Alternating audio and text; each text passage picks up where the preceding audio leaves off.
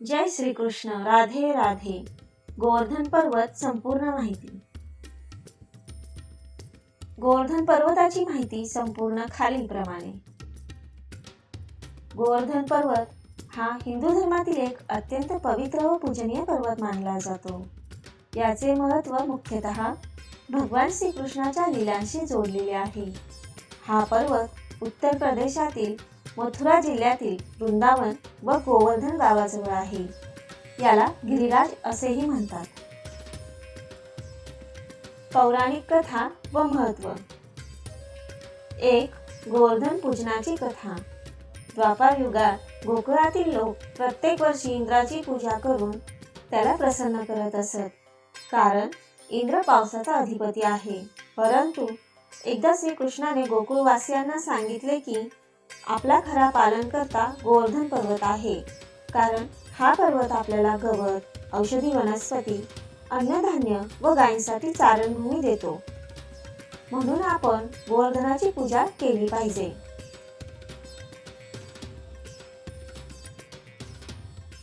गावकऱ्यांनी श्रीकृष्णाच्या सांगण्यावरून इंद्राऐवजी गोवर्धनाची पूजा केली.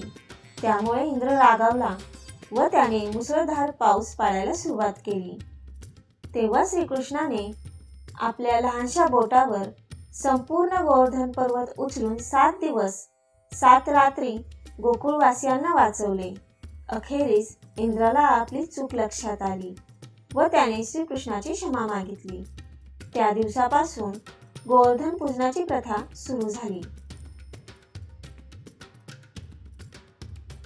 2. गिरिराज महाराजाचे महत्त्व.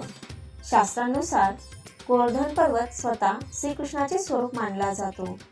गोवर्धनाची पूजा केल्याने भक्ताला संपन्नता, आनंद, पापक्षालन व मोक्ष प्राप्त होतो. गोवर्धन परिक्रमा. गोवर्धन पर्वताची लांबी सुमारे 8 किलोमीटर म्हणजेच काही मोजणीनुसार 21 किलोमीटर पर्यंत परिक्रमा मानली जाते. परिक्रमा करताना भक्तजन राधे राधे, जय श्रीकृष्ण, गिरिराज महाराज की जय असा जयघोष करतात. परिक्रमा 2 प्रकारची केली जाते. 1. साधी परिक्रमा, फक्त पर्वताभोवती चालून. 2. दंडवत परिक्रमा, प्रत्येक पावलावर दंडवत घालून पुढे जाणे. ही परिक्रमा पूर्ण करायला अनेक महिने लागू शकतात. धार्मिक व सांस्कृतिक महत्त्व. गोवर्धन पर्वताला अन्नकूट महोत्सवाशी जोडलेले महत्त्व आहे. दिवाळीनंतर दुसऱ्या दिवशी गोवर्धन पूजन व अन्नकूट उत्सव साजरा केला जातो. या पर्वतावर अनेक पवित्र स्थळे आहेत, जसे की राधाकुंड, श्यामकुंड, दानघाटी, मुकुट मुखारविंद इत्यादी. श्रीमद भागवत पुराण, विष्णू पुराण तसेच अनेक संतांच्या पदांमध्ये गोवर्धनाचे महत्त्व वर्णन केलेले आहे. ऐतिहासिक व भौगोलिक माहिती. गोवर्धन पर्वत फार उंच नाही. आज तो 25 ते 30 मीटर उंचीचाच दिसतो. लाखो वर्षांपूर्वी हा पर्वत खूप मोठा होता, पण काळाच्या ओघात त्याची उंची व आकार कमी होत गेला. स्थानिक लोकांचा विश्वास आहे की दरवर्षी पर्वताची उंची तांदळाच्या दाण्याएवढी कमी होत असते.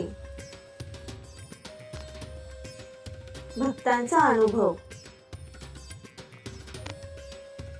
भक्तांना विश्वास आहे की गोवर्धन पर्वताची परिक्रमा केल्याने